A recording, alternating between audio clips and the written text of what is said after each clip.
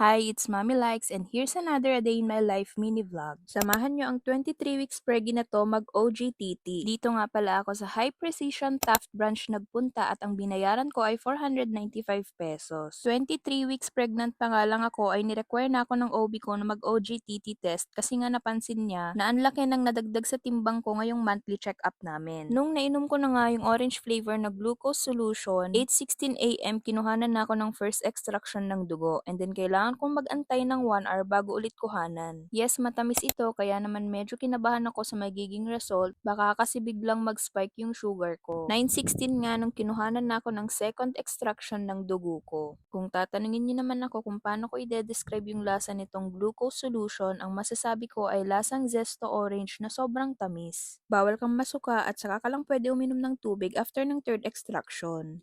Dito sa high precision, preferably 8 to 12 hours ang fasting na nire-require nila para sa OGTT. Nag-antay lang ulit ako ng 1 oras para sa last or third extraction ng dugo ko.